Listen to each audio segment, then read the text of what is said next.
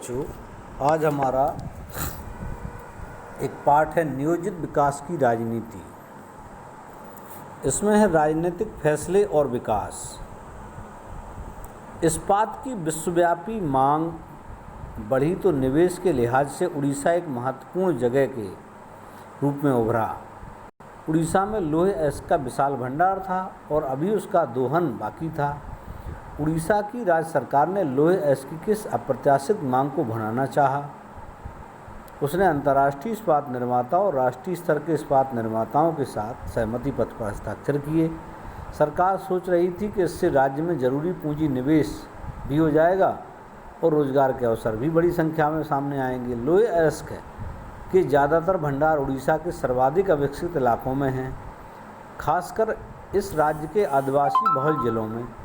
आदिवासियों को डर है कि अगर यहाँ उद्योग लग गए तो उन्हें अपने घर बार से विस्थापित होना पड़ेगा और आजीविका भी छिन जाएगी। पर्यावरणविदों को इस बात का भय है कि खनन और उद्योग से पर्यावरण प्रदूषित होगा। केंद्र सरकार को लगता है कि अगर उद्योग लगाने की अनुमति नहीं दी गई तो इससे एक बुरी मिसाल कायम होगी और देश में पूंजी निवेश को बाधा पहुंचेगी। इस उदाहरण में कई तरह के हित सक्रिय हैं।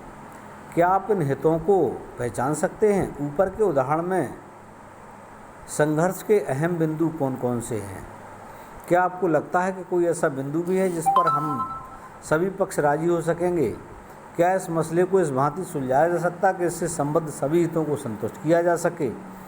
आप जैसे इन सवालों को पूछेंगे तो आपके सामने एक बड़ा सवाल उठ खड़ा होगा, उड़ीसा में किस तरह के विकास की ज़रूरत है? दरअसल किसकी ज़रूरतों को उड़ीसा की ज़रूरत कहा जाए? राजनीतिक टकराव।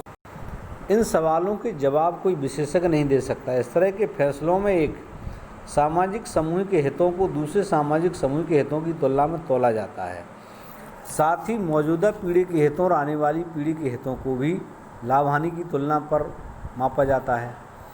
किसी भी लोकतंत्र में ऐसे फैसले आम जनता द्वारा लिए जाने चाहिए या कम से कम इन फैसलों पर विशेषज्ञों की स्वीकृति मोहर लगनी चाहिए। खनन, पर्यावरण और अर्थशास्त्र के विशेषज्ञों की राय जानना जरूरी है, लेकिन अंतिम निर्णय निश्चित तौर पर राजनीतिक निर्णय होना चाहिए। जनप्रतिनिधि जनता की भावनाओं को समझते हैं और जनप्रतिनिधियों को ही ऐसे फैसले लेने चाहिए।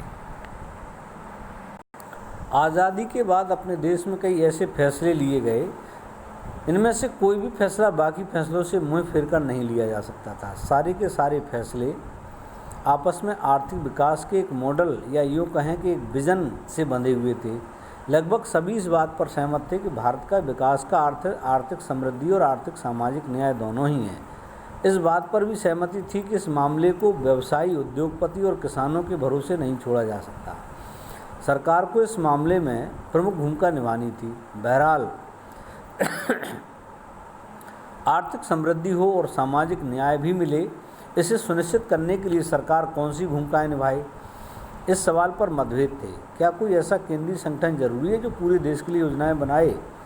क्या सरकार को कुछ महत्वपूर्ण उद्योग और व्यवसाय खुद चलाने चाहिए? अगर सामाजिक न्याय और आर्थिक समृद्धि की ज़रूरतों को आड़े आता है तो ऐसी सूरत में सामाजिक न्याय पर कितना जोर देना उचित